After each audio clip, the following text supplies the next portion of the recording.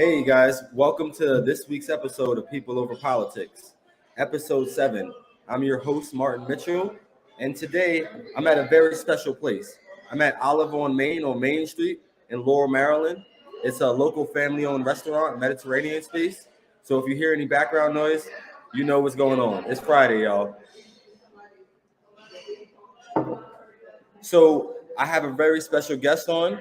His name is CK Brunson, and he is an entrepreneur, just a very dynamic young man. And, of course, he has a special guest with him today. Thanks for joining us, CK. No problem. CK, I see you're a young father. How many children do you have? So this is my first one. He's Okay. just turned 3 months, so you know, That's getting that's educated, exciting. getting hip. Yeah, it is very exciting. Well, are they sleep? Is it he? Yeah, so Is he sleeping through the night yet? he's getting there. He might wake up one time now, so it's definitely we've seen a lot of progress. Okay. Yeah. I don't talk about it all the time, but I'm also a young father. Yeah. I'm a father of twin 5-year-olds. So I do know what it's like to yes. Your first one was a set of twins? My first one was a set of twins. That's Oh correct. wow. Yes. So I do understand that daddy life, and it's been a while. I appreciate you coming on. While doing the show. While parenting, of Yeah, course. But other than that, there's some people who might not know about you, right? I know that you're a fitness enthusiast. I know that Yep. you're a serial entrepreneur, Yep. a dynamic person. So tell us a little bit of something about you. Yeah, I'm from Georgia, from down south Georgia. If people don't know, Albany, Georgia, that's kind of like the country. So that's where I get a lot of my roots from in terms of being outside, always working, always that hustle mentality. Um, Graduated from the University of Georgia with a finance degree. Played college sports there. That's where kind of my athletic and fitness enthusiastic background comes from. And that really all that stuff plays a role in everything that I do now in terms of training and running and operating Bouqé. Okay. And for some people, who don't know Bouquet, Mm-hmm. Bouquet is a black-owned, local-based, rolling paper company. But Mm-hmm. but but not just rolling papers. I see that you guys have branched out into other branded items and smoking utensils. Yep. So I see that you guys are branding out just not rolling papers anymore. Yep. Yep. That's true. Yes. And I will say that I think I came to know you guys at a Maryland Leaf holiday party that was at the Overhills Mansion Yeah. Christmas time. So that's when I Yep. came to know. That's when I came to know you guys and the company itself. And it really started for me just trying the sample that you gave away, right? So trying the sample that you gave away, and actually believing in the black business, because Yep. there's a lot of times where your friends or other people they say they'll support you, but when it comes time to support you, they don't.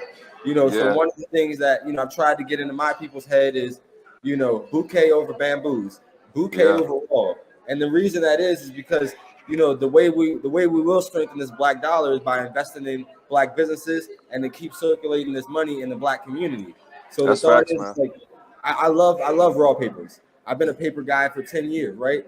But the thought is when I found an alternative that was that was quality, reputable, why Mm-hmm. not? Because at the end of the day, I love Josh from Raw, from Raw, but like at the end of the day, I know that my money is supporting someone locally that I can shake their hand, and it's a great product. Yeah. I mean, so that's why I advocate for people to try, bouquet. If you never heard it before, I'll I always have appreciate it. bouquets on me. I appreciate it, man. That's a big thing, man. Like because by supporting your people, you they are allowed or able to put other people in position and provide opportunities for other people. You know what I'm saying? So I know a lot of people, a couple of my peers, they like, I don't get these opportunities that I want. Well, it's because the people who are in charge or who are in power are trying to put other people in power who look like them or come from a similar culture as them. So it's important, for our own culture and our own people to, circulate and support each other. And like you said, strengthen that black dollar. So I appreciate it, man. Like you've always been like propping us up, bigging us up, you know what I'm saying, showing that love and support. So it's major, and we appreciate that as a company. I mean, of course, it's all about branding, and the thought Yeah, is you have to continue branding and smack it in their face until they can't forget about it, yeah, right? And so I just want to hear more about your story. What made you get into rolling papers? That's what I'm curious about because I know it's a whole yeah, science. yeah. Kind of like you, man. I've been into to papers for 10 plus years, and then honestly, it started with an idea. Like I was a raw roller just like you. You know, listening to Wiz and Currency, that whole little wave they had, and I was like, I'm rolling these raws, yada That yada life, yada, to the next life. And then coming up to DC, I was entering the cannabis space. I had a couple of other opportunities that kind of fell through, and I was trying to figure out, how I'm going to enter this space because I see what it can do. I know what it did for me on from a fitness standpoint, coming from football. So now, how am I going to enter into this space? And honestly, I was there rolling up a J, and the name hit me first. I was like, "Oh, this is a bouquet. This is a bouquet. Like I'm taking flowers, I'm putting them together, and it's forming like his own bouquet. It's like his own version of a bouquet." So once the name hit, that's where like everything started happening in terms of, okay, the brand and what's the brand going to speak on? What's the style of it? What's the swagger of the brand? And I really felt once I had the visual and the name, I felt like my community, my culture would see it and they would get it. Like, oh, this is, first of all, we're smoking a certain caliber of flower. It's fly, it's fresh, and it kind of speaks to everything that the culture is on. So once I had that wave, the process from there, man, is like I feel like entrepreneurial journey. You got to fall a couple times. I had a couple different plants manufacture my product, and they end up stealing money from me and things like that. So it's like you got to find your people, find your team, find your connects, and once you get that all locked in, you're good to go. So once I found a hemp stock that I believed in, and it was like, yeah, this is the quality that we need for this product. Once I found that, it was off to the races from there. and that is great to hear. Your story about how you came to rolling papers because I would say with over 10 years, I've been trying out different rolling papers, and I started with Hmm. the traditional tops, and then I graduated from the tops to the zigzags, Yeah, and then the zigzags. They came out. What I think they came out with the king size. So and then the elements, and then those yeah. The rice paper, the the rice gold, elements. the rice elements, and then the gold wrapper papers, then all the different flavor ones. So there's a lot out there on the market for sure, and Hmm. I've tried endless papers, right? So before I Hmm. would have told you my ranking would have been raw, bamboo, Bob Marley, and that's Yeah, what I was sticking with. That was what I was sticking with. And if I did bamboos, it could not be the original. It had to be the hemp, yeah, right? yeah, Because yeah, the yeah. original bamboos, they ask too much. And they They taste ask funny, way man. too much, and they taste crazy. Way too much Yeah. paper. It's just too thick. So it's not at all what I'm looking for, right? Hmm. But when I came to bamboos, I was like, all right, this is a much thinner paper. You don't have as much ash, Hmm. um, and it's hemp. Yeah. So why not? All that was big for me, man. I'm a consumer myself, and I like to smoke a certain way, a certain style. So like the taste, the smoothness, how it burned was super important. Like I want to enjoy my experience. So I figured, if me and my friends like it, and we can kind of stamp and vouch for it, because I got some friends who some a-holes, man. If it's trash, they're gonna let you know, like, bro, don't bring this around no more. Like, we Of don't want course. that. So once everybody kind of stamped it and like, yeah, we can rock with this and we can speak on this, I was ready. We was good to go. So, but yeah, I'm a consumer myself, man, and I like to have a smooth experience. So Yes. I mean, and if you can get the DMV behind you, which I know you guys are already doing, and I love to yeah, continue helping you guys get out in the DMV. If you can continue doing that, you guys will be successful anywhere because the DMV, especially DMV, there's some savages, right? Like yeah, if they don't know you, they never tried you, don't respect your product, they look at you differently. So yeah, I see you gaining respect, in the community and in the streets where it matters most, right? So yeah. No facts. You hit it right on the head. Like the streets matter the most. They dictate. It's that cultural sway. Like if certain people say your product is stamped, you're good to go. So the streets matter a lot, and DC has its own culture. You know what I'm saying? So to try to break into the DMV area, you really have to have a good product because The DMV loves bamboos. Like Yes, that's a the fact. DMV loves bamboo, and I'd say even more so. I think DC. You know what I mean? Because I Yeah. say when you come into Maryland, you get more raw users for Okay. sure. The bamboo sometimes, but like the bamboos are what people are used to, bamboo and funnel or just Yeah. bamboo. But people are used to that bamboo, and that's why I try to use a hashtag. I don't know if I've seen it on one of your guys' videos or something a while ago, bouquet or bamboos, but like a lot of times when I remember, I try to use that hashtag because as we Mm-hmm. know, like hashtags catch on and people remember this. And Mm-hmm. like there was somebody in the streets that said that to me, who I'd given a bamboo, and it was kind of funny. It was like, hey, you paying attention? He was like, I Mm-hmm. gave it to him, and he was like, hey, I tried this last week. It was great. I love this. And he was like, do you have any more? I was like, Yeah. nah, right now I don't have any more, but I'll make sure to come back. And then he said hashtag bouquet over bamboo.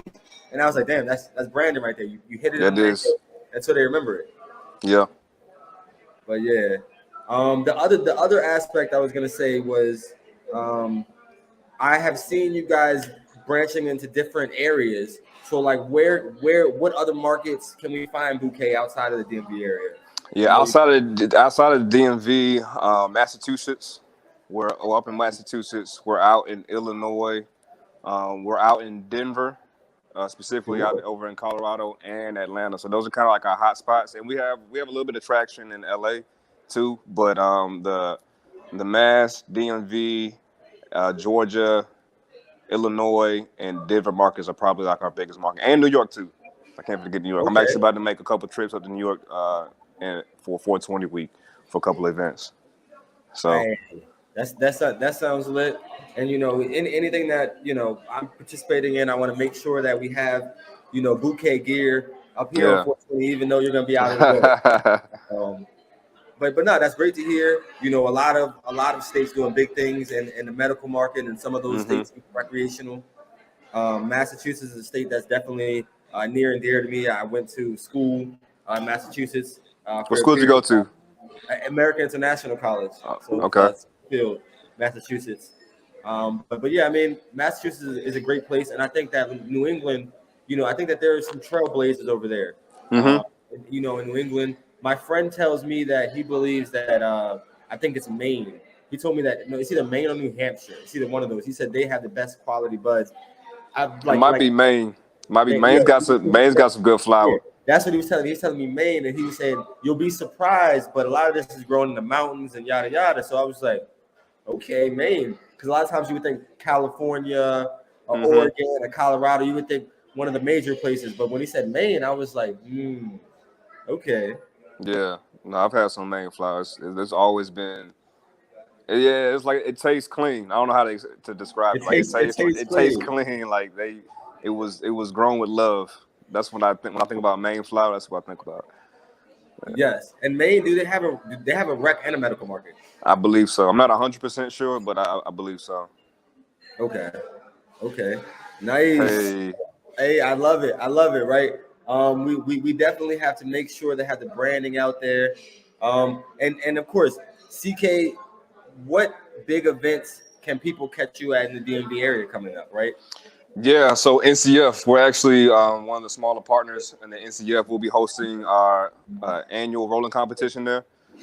So people will be able to come up. I think we're gonna have 9 contestants, and we got some special prizes for them. But it's a festival wide contest. NCF is the biggest festival on the East Coast, so Yes, super sir. excited. Yeah, Yes, super sir. excited about that. That's gonna be big for us this year. Right after that, we're having the Smoke Olympics up there in Upper Marlboro with Free Smoke Shop. We actually just did a pop up there last week, but they're having an event 420 weekend on that Sunday. I think that's April 24th. So that's going to be one. So Smoke Olympics. So it's going to be another rolling competition, probably some smoke tricks and some other, cool cannabis competitive type things.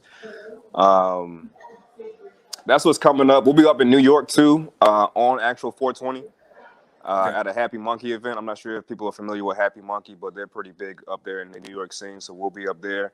And then, like I said, 420 week is gonna be crazy. We're gonna be bouncing around everywhere, just showing face and reconnecting with the people who we already connected with. So we might do some pop ups here and there, maybe at some of the Cureleys right before, right after. But for the next 6-7 weeks, that's what we're gonna be focusing on, is that 420 week, because it's gonna be a lot of work. So we got to rest up and ready to hit it hard. And 420 week will be a huge networking week. Will be business to business, but also business to consumer. Consumer, yeah. So it's going to be a huge business week for you, and I do wish you guys the best. And of course, keep me in mind for the event in Upper Marlboro. Me as a Prince Georgian, I like to see the events that are happening in my area. I will be at National Cannabis Festival at least Saturday, because one, National Cannabis Festival, as you said, is the biggest one on the East Coast. But I think that me as the cannabis councilman, I cannot not go to the event. I'm gonna be there. I'll be helping Gary, helping Gary out. Gary's gonna be there, and we're doing a fundraiser for him the night before. So I'll make sure to give you that information, because hopefully, you can have some type of vending capacity, or put some swag in swag bags, right? Yeah, you already know. We got you covered. Yeah, we got you covered on that. I got you. Can I ask you a quick question? How is it like being a cannabis councilman? How is that? Well, hey, to be honest with you, I just coined that phrase literally a month ago. I like it. So it's still newly minted. And I went to. Have you ever heard of Connor Sheffield and the Sheffield Foundation? Mm-mm. Okay, so I'm on the legislative side of things, right? A lot of times the reason I got into this space is because I realized that the laws around cannabis were messed up. You know what I mean? And for me, I'm a type of person that has real life experience. I know what it's like to be searched, you know what I mean, because your car smells like marijuana. I know what it's like to, be questioned because you smell like marijuana on your persons or whatever it is. So I know how that is, and I know how invasive police officers can be. So one of the things I realized long ago, that you can change people's life through policy, like writing policy, meaningful policy. That's how you can change people's lives. Like if I wrote a policy today, or a law today and passed it that said, police officers cannot search your vehicle due to probable cause of smell of marijuana, that would be beneficial, and it would impact a lot of people's lives, right? A lot of people. In a positive way. Yeah. Because we know that police officers use the smell as a tool to go fishing. Once they get the smell, then they go fishing. Does he have a gun? Does he have other marijuana? Does he have priors, warrants, whatever? Whatever might have it be. So, for me, that's how I got into the space, was just being pulled over all the time, and just the stigma. I've always been against people, trying to, make cannabis to be such a negative thing. Yes, you should be responsible with your usage and with everything, right? Yes, everything in moderation. I'm always going to promote adult usage. You should be responsible with your adult usage, but at the end of the day, you should realize that this plant has great medical benefits and even recreational benefits, right? Because let's be clear, I'm a patient now, a medical patient, and have been for years. But in many ways, I was self-medicating to some degree beforehand, right? Whether it needs to be therapeutic or recreational, so I mean, that's kind of how I got into this space. And then, like I said, I coined it a month ago at the Connor Sheffield had a Canna Jam to raise money for medical cannabis science research. And like I said, you didn't know Connor, but I found out about him in, I think, 2018, 19, when he helped pass a law in the state of Maryland. As a pediatric medical patient, your parent had to come to school every day to administer the medicine to you. So imagine being a parent, imagine having to be a parent to go having to administer your kid his life-saving medicine, right? Yeah. His life-saving medicine. So the thought is now the school counselor can give him whatever tincture or whatever pill he needs to go on by his day, and his parents are able to, live a more normal life because they don't have to worry about coming to their son's school to give him his life-saving medicine every day. So that was something that we had to do at the general legislature.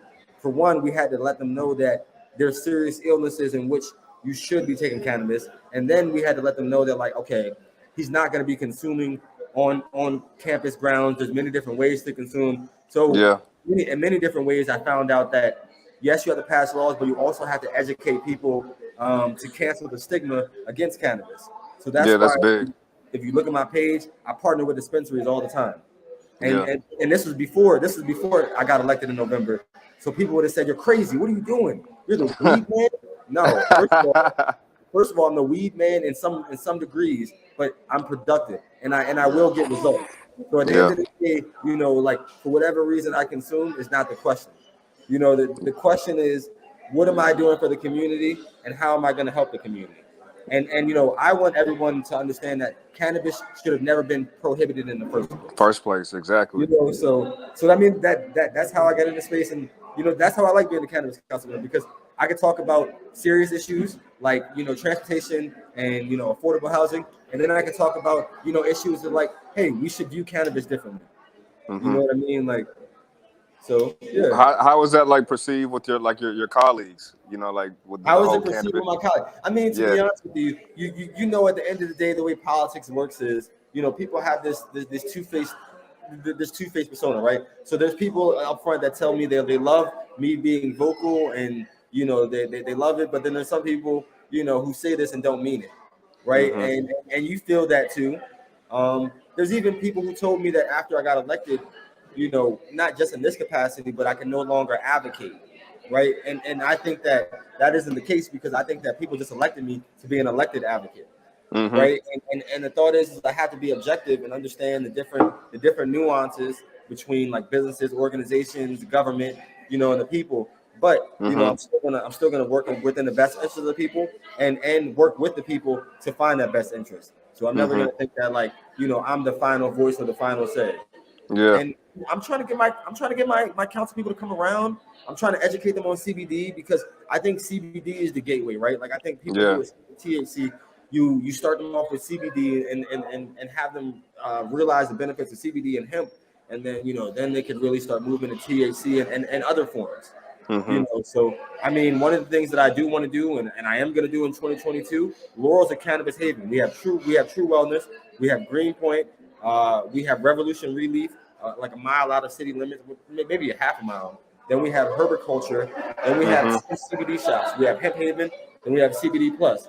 So those are all, you know, very popping facilities, you know, in the area. And as far as the dispensaries, none of my colleagues have been in there, right? So I said, these places have been here for years. They're making money. They're giving stuff back, and you guys have never visited. Why? Right? So I'm trying to make sure that I schedule a visit with all of the council members to come to the facility, because one of the first things I noticed when I visited the medical marijuana dispensary was that how many, like the variety of patients they have, right? So you don't just have one type of patient. You have many. An elder, you have a pediatric, you know, patient, you have a 40, like, it's so many people that I wouldn't expect to be at the dispensary. You know, you'll see lawyers and doctors come through. You know, it's like you see a wide range of people. That's the one thing I love about the plant. I've always felt like it just brings different type of people together, like people who have found appreciation for the plant. You know, it just brings people from all kinds of walks of life together. You know, and that's a beautiful thing. It's community. It's community. Exactly. As my friend Keisha says all the time, you know, she tries to bring together and build community. Yeah. I don't know if you probably heard of her. Yeah, definitely. She's a homegirl. You know about exactly. But you know, she tries to bring in the Maryland ecosystem all the time, the cannabis ecosystem, because it is a real ecosystem. And you know, one of the things is you're in the DC area as well. So you know, I've been trying to get out more in the DC space, doing more things in DC, and soon I'm gonna do a little bit more in Virginia. Yeah. You know what I mean? Because Virginia's got a little bit of a weird space they're in right now. But I'm sure things will be opening up in Virginia, you know, in the near future. I believe so. And, you know, it was funny when I first got here. They was like, "Don't go to Virginia." It was like, "Don't go to Virginia. You're gonna get in trouble." I was like, "But it's cool to see though. It's cool to see people. You know, things kind of change and turn around. Even, you know, for the 5 years that I've been here." And just so I understand, when was Bouqé started? When was it established? It was officially established in 2017. That's when I, you know, filed all the trademarks, turned all the logos and all that stuff in. So October, I want to say 23rd of 2017 was like the official start date of Bouqé. That's when it became like a thing, from an idea to like, all right, we're doing this. Okay. I mean, hey, I don't know if I got to get initiated in to get that leather jacket, but that leather jacket is the flyest swag I've seen. You know what I mean? Yeah. Like, shout out to my man Maul. He does a lot of our like our swag, our shirts and all that. He was like, "Bro, we need a Letterman jacket," and I was like, "Yeah, say less. Let's do it. Let's run it." So he designed everything. We got it sent to one of our people that does like our gear and all that stuff. Yeah. Came back in like 4 weeks, and man, like everybody's been loving it. So I'm glad to No, hear no, that you rock with it.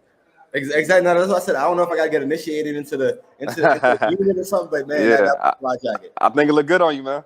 It'll match Yes, that floral shirt you got on right now. You know. Doug. And one of the things that I appreciate you guys is like I feel like you guys keep it blackity black, right? Yeah. So the first thing I remember is I got your stickers; they were black, and then I saw like the t-shirts; they were black. So I like that because I'm a person. One, I'm always gonna promote black, right? Like just me being a black person. Mm-hmm. But I think I love wearing the color black. Mm-hmm. So I love that you guys have that sleek black design going on. Yeah. Many different of your designs. So Yeah, black's my favorite color, as you can tell. I got on black right now too. exactly, man. Exactly. Even though it's hot in the wintertime, even though it's hot in the summertime. Yeah. Um, but no, I mean, I appreciate you. And one of the things that I wanted to ask you before I get to this little quick lightning round Okay. is what is your vision for Bouquet, 5-10 years from now? Because I see the longevity here. Yeah, man. I definitely want to turn Bouquet into a legacy brand.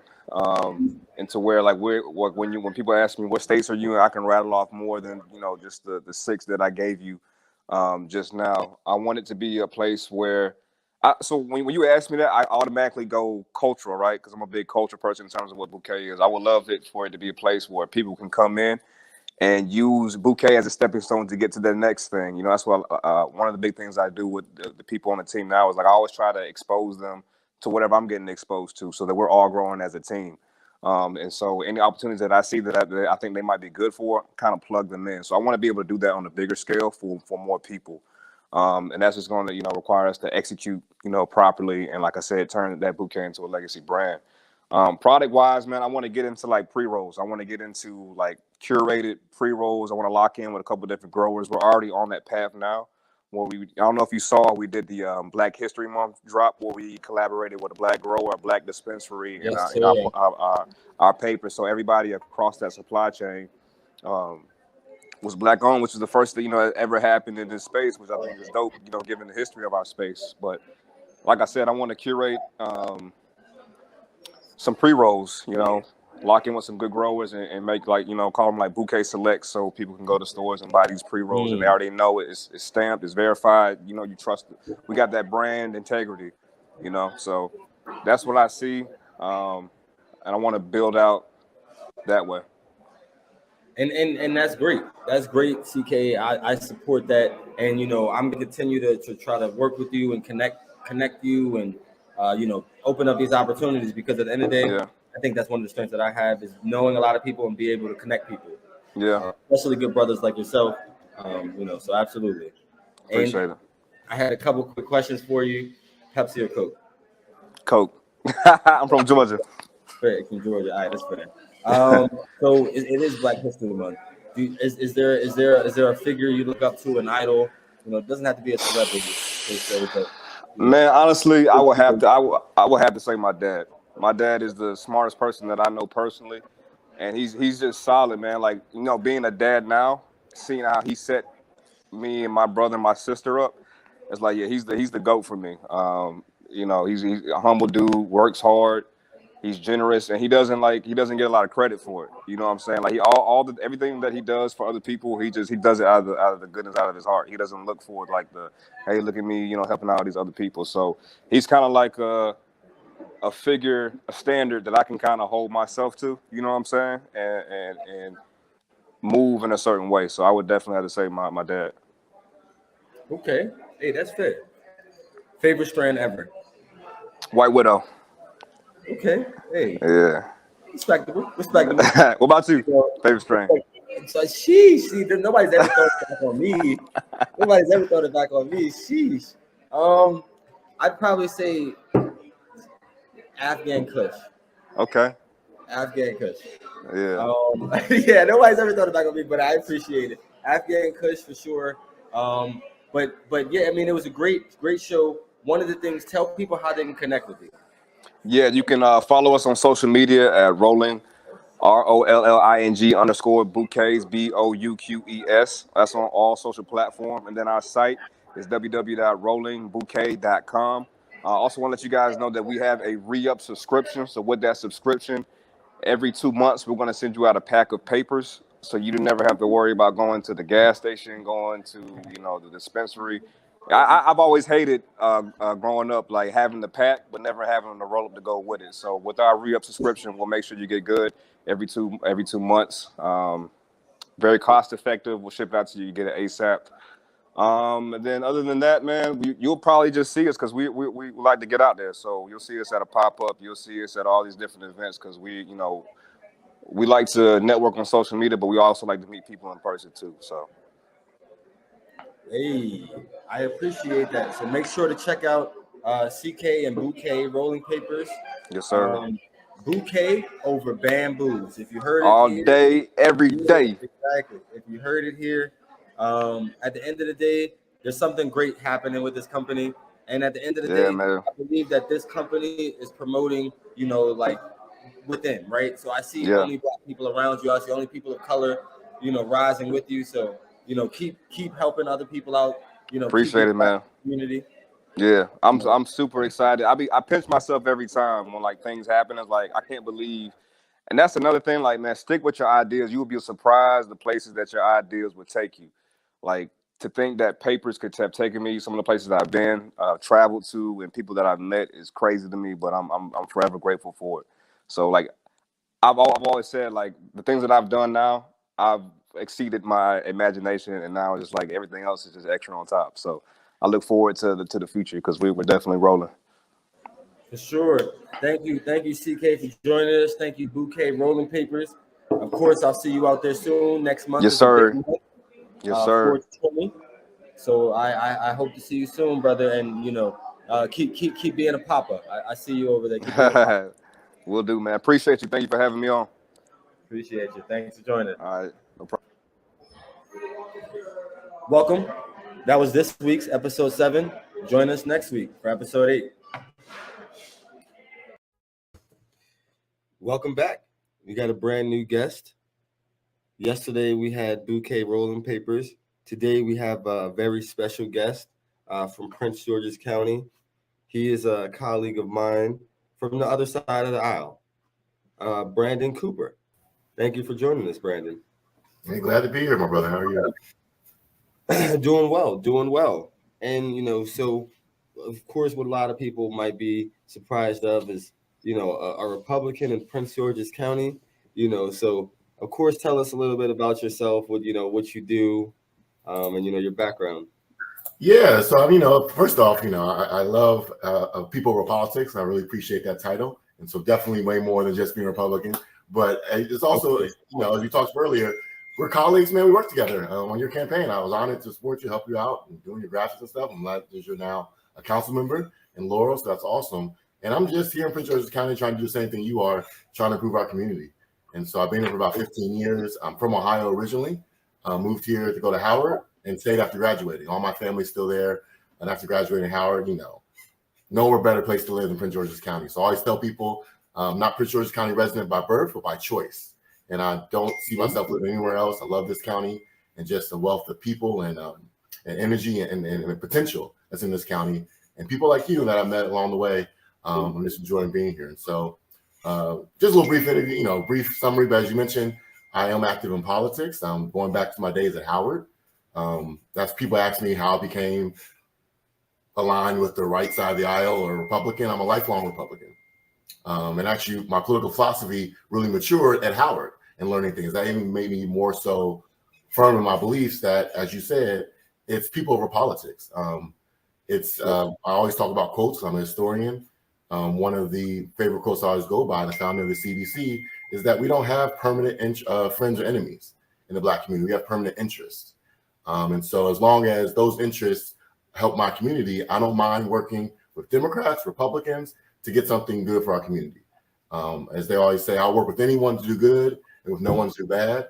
And so that's what I've done over the last, 15 years being in the DMV area and stuff of that nature. And I used to enter a Republican. I used to be chair of the Prince George's County Republican Party.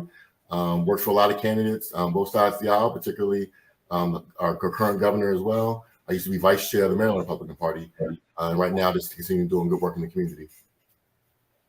Yeah, I mean, well, I would say one or two things. One, there's been a lot of issues in which, we have thorough discussion on, but there's of course also a lot of issues, that we agree on. And, as you said, people over politics, one of the things that I commonly say is that, there's a false dichotomy between, Republicans and Democrats about like, how different they actually are, because I think that like, there's a lot of similarities.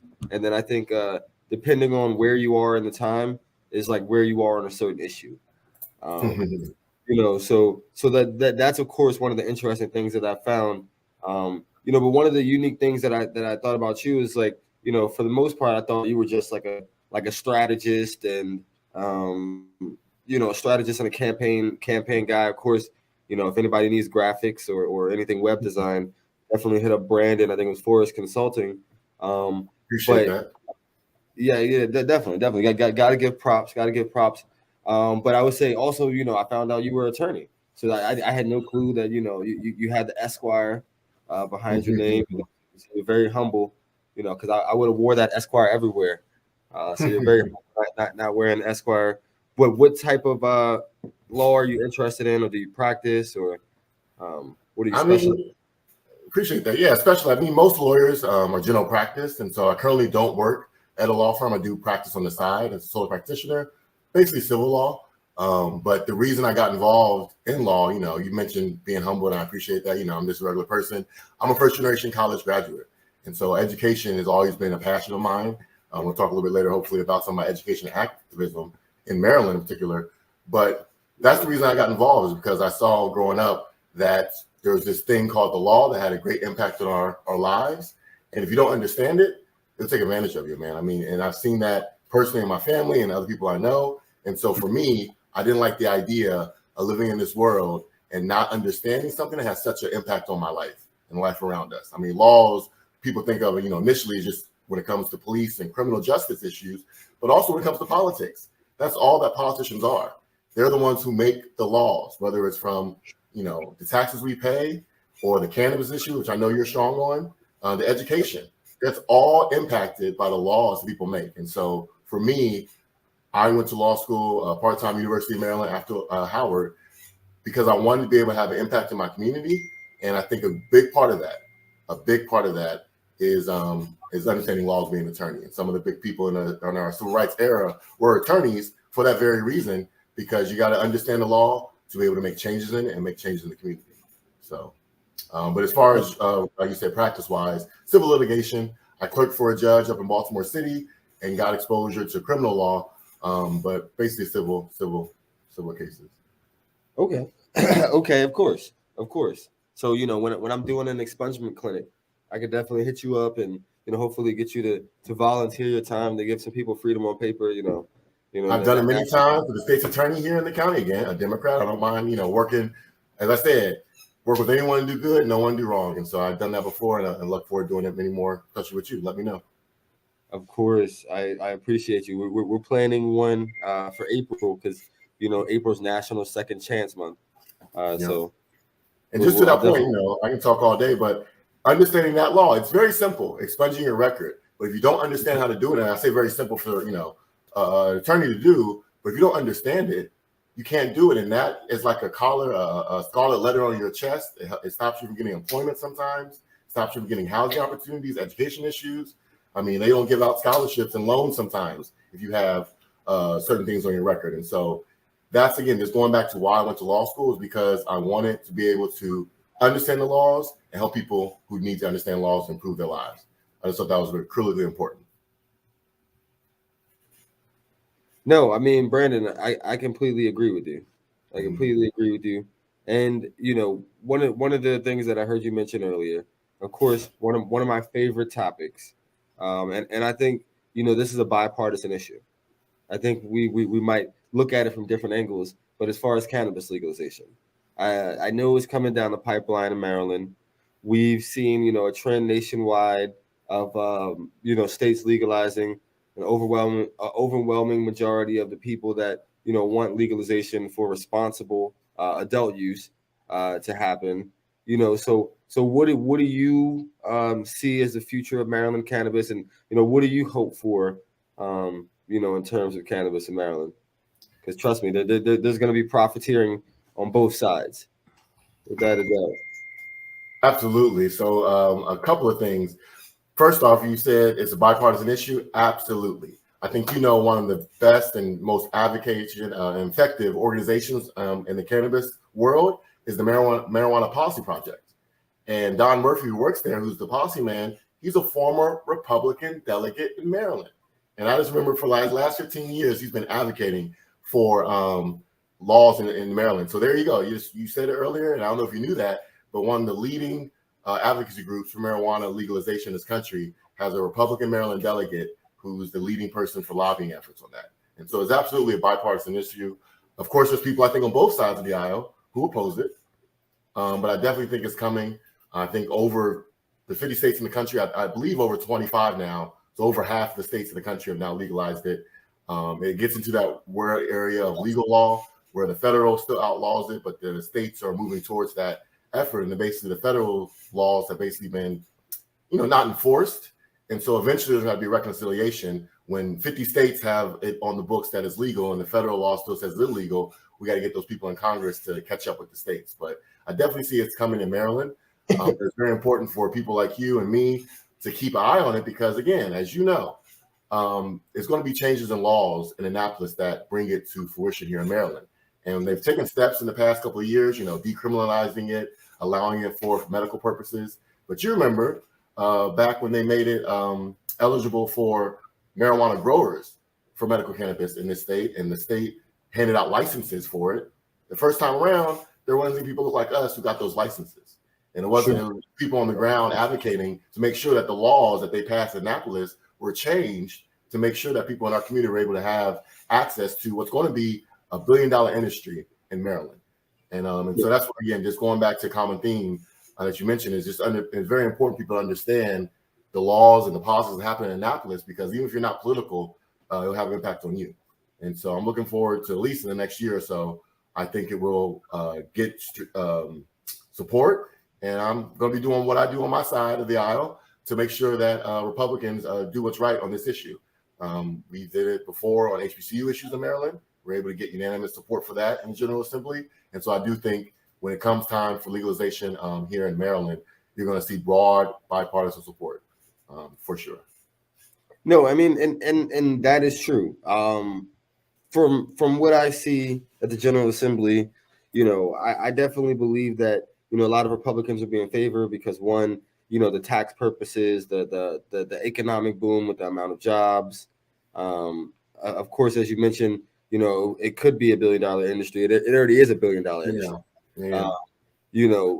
And I think that earlier we talked about how many states. So I think it's 38 states that have legalized for medical and recreational use. So obviously there's a lot more for medical use than recreational, but it is something that will come here in Maryland. I wasn't aware of the gentleman Don, but I'm very familiar with MPP and the work that they do. Of course, MPP and MD Normal, they were two of the leading organizations, and I think it was 2015 or 16 when they passed that decrim law. When we passed medical, and one of the things that you point out is like, I think Black people missed out. Or especially Black and brown people missed out. And it's important, that we don't miss out, in this legal market because, for me, I'm one of the people that believe that we should do more micro licensing because micro licensing would allow micro licensing would allow these consumers to gain access in the market. Where, for you to get a brick and mortar store or, a grow operation, several $100,000s. To get you ground, so I think micro licensing is important, but I also think that like I keep saying that we need to teach coding and STEM earlier in schools. I think that knowing the future of hemp and cannabis in America, we need to also teach horticulture, botany, all of those things in school because I think it presents a different transferable skill, for these students and individuals. And the thought is like, imagine creating the next generation of black farmers, black hemp farmers. but both million and billion dollar industries.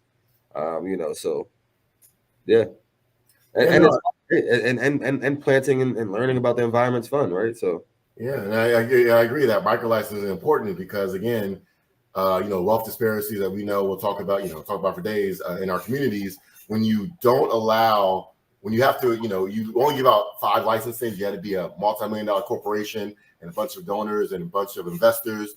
It kind of limits access to it. You're 100% white because we know that there is a wealth disparity in this country that we've been working on. And when you don't allow micro licensing or access to individuals, you're kind of, limiting who can have a seat at the table. If you have to bring in $1 million just to have a seat at the table in this, legal market, you're already, excluding a large percentage in our community. And so I think that's definitely an issue, and that should be advocated as this legal effort continues to move forward. Agreed. And it's going to be on the ballot this year, right? So one of the things that I said early on was, it's going to be such a politicized issue, especially for people like when they're campaigning on the trail. A lot of people believe that they'll probably be able to connect with people, because of this ballot question. So I'm sure after the General Assembly, after it passes, in April, I'm sure we're going to see a lot of literature on pro-cannabis, for legalization, and I'll say one of the first candidates that I remember, at least the governor candidates I remember in favor, at least saying they were in favor, was Doug Gansler. So that was actually one of the candidates I remember talking about it, at the state level, and of course it was always interesting to hear his perspective and viewpoint on it, especially since he's coming from a prosecutorial background, So, but one of the things that I've learned while being in the space that there's a lot of retired law enforcement, in the cannabis industry. I'm not sure if you're familiar, but as far as ownership and advising, there's definitely a lot of law enforcement that are involved in, and that was kind of surprising, right? The fact that when I went to a couple of these grow operations to see them owned by former law enforcement, it's wow, this plant, was criminalized and profited off of, I guess, negatively, but now people see the opportunity, and jump right on it. So it was kind of, for me, it was bittersweet. Right, and one other issue, there's so many issues with this legalization effort. One you mentioned is going to be on the ballot, so that's the voters getting them out to come vote. Once it's passed and it's legal, you got to watch what's going on in Annapolis in those dark, smoke-filled rooms where they're making all the deals and making the laws that's going to regulate this. But also, once all that's well and done, we have, don't have numbers in front of me, thousands of people in prison right now for drug charges, marijuana charges, for selling marijuana, which is going to be legal in this country. So we have to not also forget about that and addressing that, because I just find it, crazy to think that we'll have a legal market here allowing people to sell it behind a counter, yet people are still behind bars because they sold it, years ago illegally. And so we definitely have to rectify that. I think it's a broad issue. So many issues with this effort that need to be worked on. A lot of work to do, and I'm glad people like you are involved leading the effort. No, I mean, of course, and I agree with you wholeheartedly, Brandon. And just to segue from cannabis, I think that cannabis is going to fund a lot of things, especially the legalization. So I think that's one of the things that we can look forward to. And we had a promise last time when it came to casinos, that education would be impacted, especially by, the areas hit hardest and most impacted, devastated. Right. So these are some of the same promises that are going to be put forth in terms of cannabis. Do you see it actually going to the classroom? And then also just tell us a little bit about your education advocacy. Perfect. Yeah, man. So I was thinking about that. We're talking about the marijuana and legalization and when they're going to have to, tax it and send it back to the schools. For those who don't know, I know you know, Martin, for your listeners, I'm also the former chief of staff for the Prince George's County Board of Education. And so I know intimately what goes on in board policy here in Prince George's County, over 130,000 students in this county. Great students. I've been a mentor for students in PCPS for over 10 years with a nonprofit here in the county. And so definitely education, as I mentioned before, I'm a first-time graduate college graduate. So education has just been a life changer to me. So it's passionate. But to your point about whether it goes actually to the classroom, yes, there are millions of dollars each year that is mandated by law from the MGM casino over in National Harbor to go to education. And so whether it gets to the classroom is an important question because those two different things. The money comes and it gets sent to the state, gets sent to the county, gets sent to the Board of Education. But then the spending of it, that is made by the 14 members of the board who are elected and appointed, as we know, and the superintendent, CEO. And so to answer your question, it depends. It's not like a black and white answer. People kind of like answers things to be so simple, but it's such a complex issue. But yes, it is possible to have the the casino money and eventually the cannabis industry money being directed to education in general. But in order to ensure it goes to the classroom, we need, people like you and voters in Prince George's County to be aware of who we're putting in on the Board of Education and who the county executive is appointing to be the superintendent of the schools. Because ultimately, it'll be those 15 people who make those decisions to make sure the money that is coming, the millions that is coming to the school system, is actually spent in the classroom. And so, it's something that we gotta be vigilant about. Just don't think that once the General Assembly passes the law and says the money has to go to education, that you're done. You can't. You got to be on top of it. You got to make sure, go to board meetings and make sure that the money's actually being used in the classroom. Of course, there's always, as a lot of people say, there's always an implementation.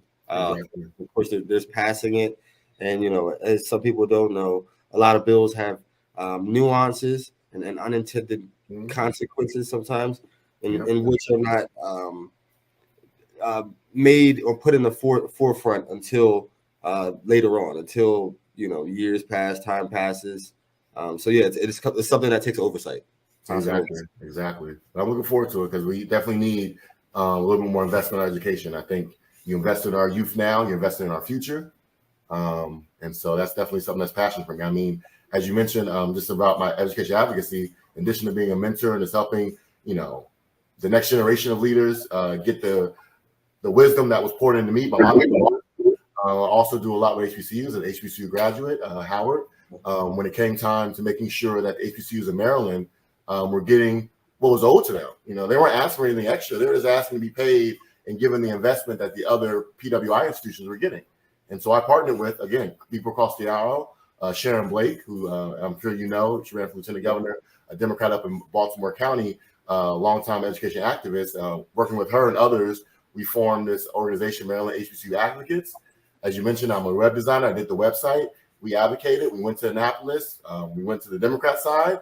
I brought them over, and we testified in front of the Republican caucus. And we put pressure on Republican Governor Larry Hogan and the General Assembly for over 2 years, including advocates across the country, honestly, and also the lawyers of the lawsuit. And unanimously, the General Assembly came forward and passed legislation that Governor Hogan ultimately signed to settle it, and given hundreds of millions of dollars in investment to schools, which is, again, with all issues, is just a start. You still got to make sure implementation and keep pushing for the effort. But definitely education has been an issue for me. And I'm also on the board of the Maryland Public Charter School Alliance. And so helping to make sure, again, I'm a product of public education. And so this whole, sometimes I think it's in the interest of some to make it always like a Democrat-Republican battle.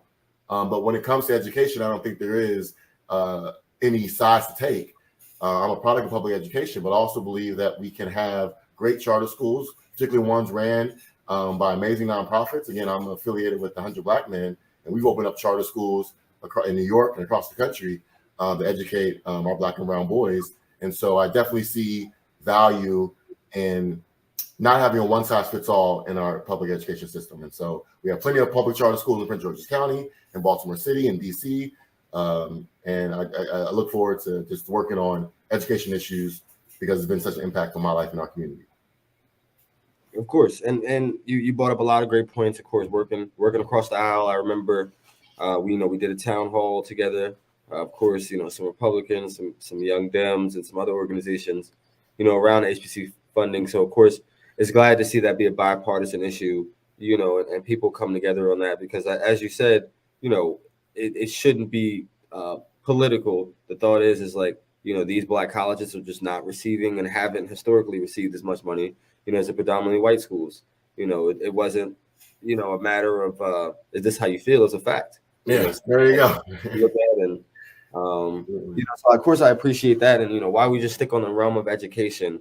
Of course, you being a Republican, just want to pick your brain here. We've seen education become very politicized, not only in the county, but in the nation, right? And I know one of the biggest things, especially coming from one of our crazy neighbors down there in the South, Florida, the fact that their attack on critical race theory and taking history out of taking certain history out of books, not of course just racial history, but history that some people might not be proud of or look at in a negative light. What are your thoughts there? How do you feel about critical race theory and everything else? Yeah, these are all just words, it's terminology. But there you go. So a couple things. That's we could talk days upon days and still not scratch the surface on the subject of critical race theory. And so what I always say is a couple of things. One, originally it's a legal theory. Critical race theory started by law professor Derek Bell. It's a legal theory. And so as an attorney, I understand it. And it frustrates me sometimes how people try to have a complex legal discussion on a very complex legal theory that's been out there for over 50 years. This is not a new thing. I don't know why it's coming up just in the last couple of years. Trying to condense that down into sound bites is very hard. So that's the first thing I'll say is that I don't feel like most people understand what critical race theory is. And because it's legal theory and it's, laws are complex. You go to law school for many years to get the understanding of it and you still learn about your life. I definitely don't agree with, and I'll just say again, it seems like critical race theory has been a catch-all definition for anything having to do with structural racism. And it's like my understanding of critical race theory as a trained licensed attorney may be different than someone else's, but yet we're still using that term. And I think it's like two ships passing in the night because we have two different understandings of that term. And I see that all the time. And again, I disagree a lot with what Democrats do. I disagree some with what Republicans do. This is one of those issues. I think it's a bad bill they did out of Florida because again, they are politicizing a complex issue to feed to the base of the party. And it's just missing. It's two ships passing in the night because they're talking about two different critical race theories, yet now it's the frontline thing. And when you have that on the ballot, I just think, politicians in Annapolis or, in Florida, the state capital down there, they should not be dictating what's taught in the school systems. We have, experts on that. And I also get a little weary. I'm a Republican largely because I believe in limited government. I don't trust the man oftentimes. I think 9 times out of 10, our community has better solutions than career politicians. And so I like less government influence versus more. And so I don't like the idea of the government banning books.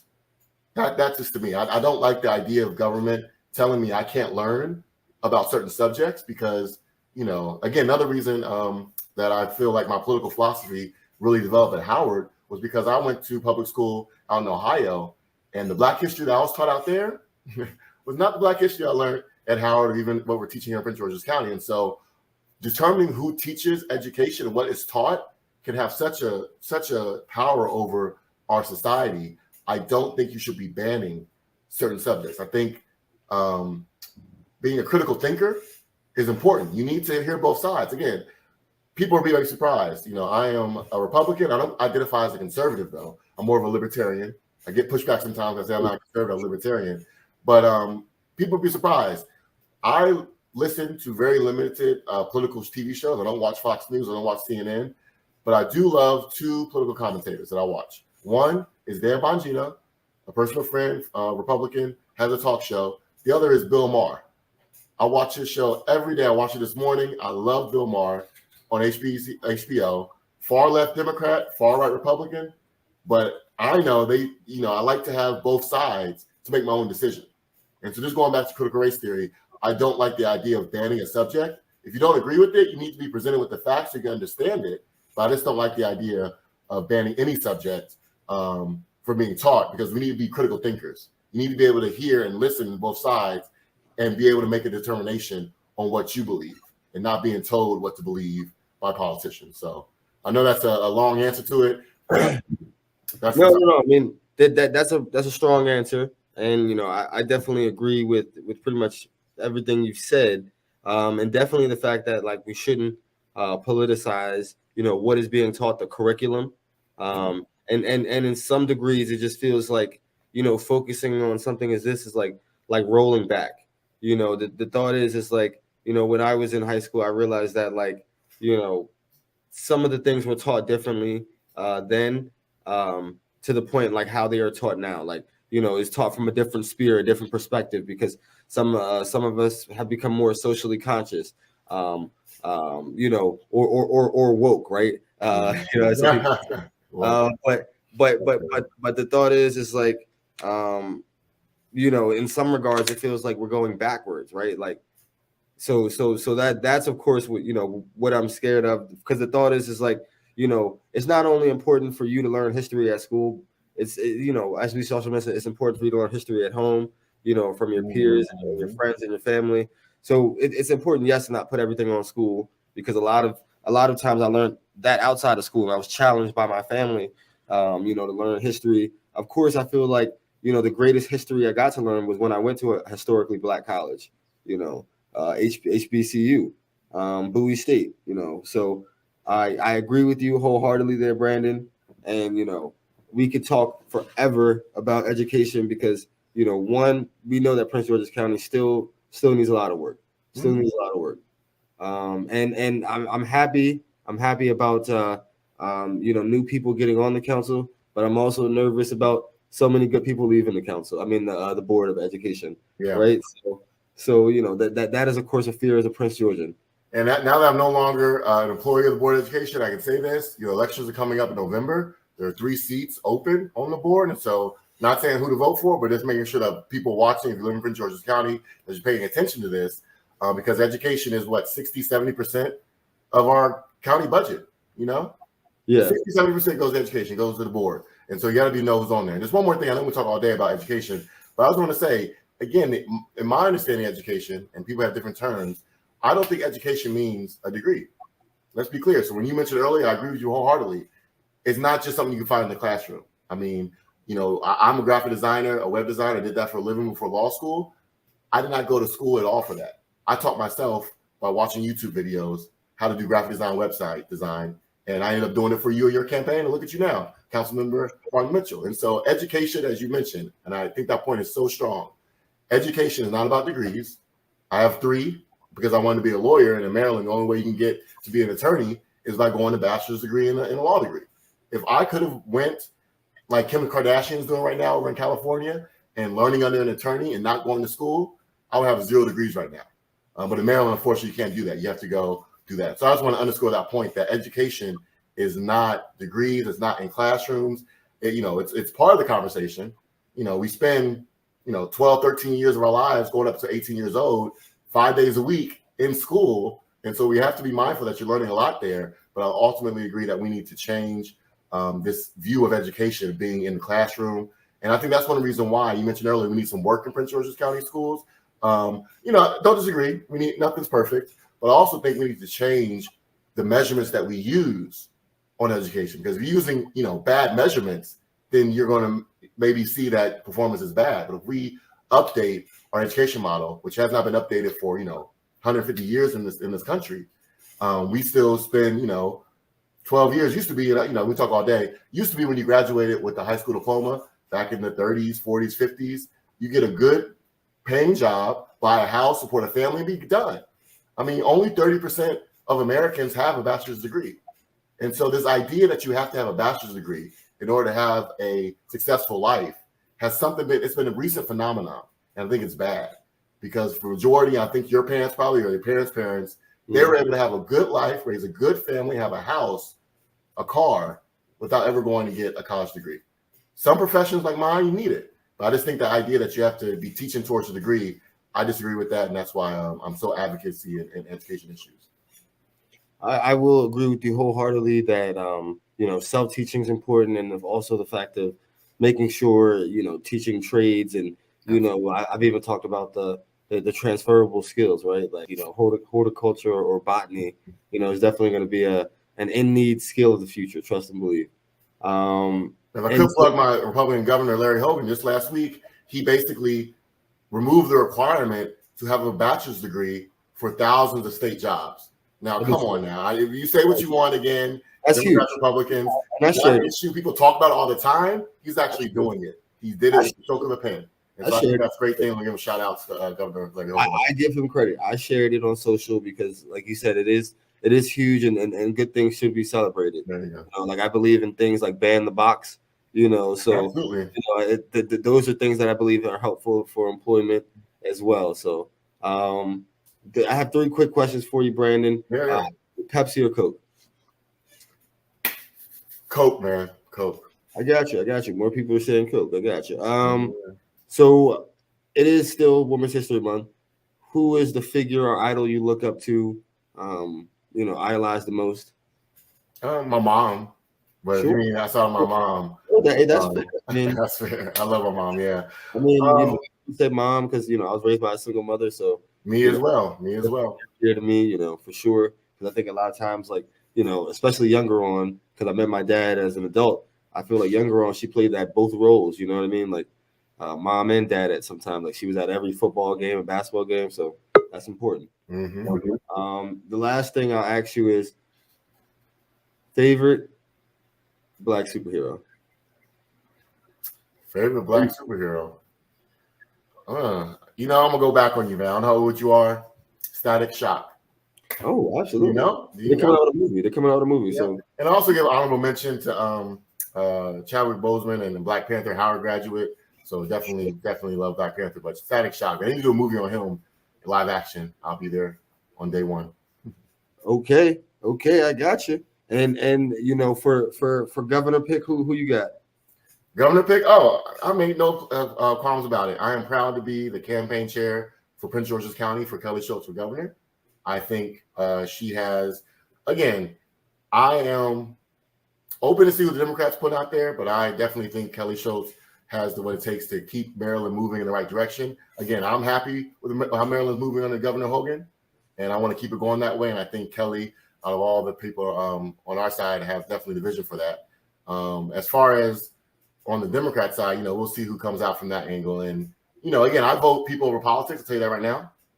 And so we'll see what happens after the primary. I think Kelly is definitely going to win. She's positioned to do it. And we'll see if that doesn't happen. We'll see what happens in general. It's going to be interesting because I think there are some Dems that are better suited to win against Kelly than others. But we will see what happens. Wait, you asked me that question. What's your thoughts? Who are you on? Who are you picking for the governor's race?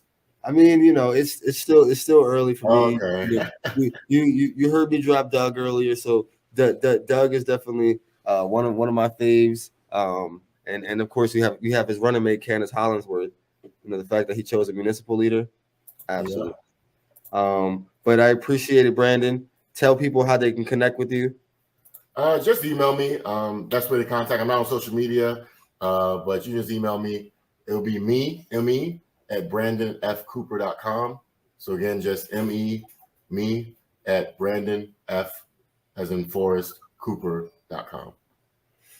Okay, yes. Brandon, of course, look forward to getting up later, catching up. And, like I said, I appreciate all the work on the campaign. And, anybody who's looking for, different help on the campaign, especially graphic work, definitely hit up Brandon.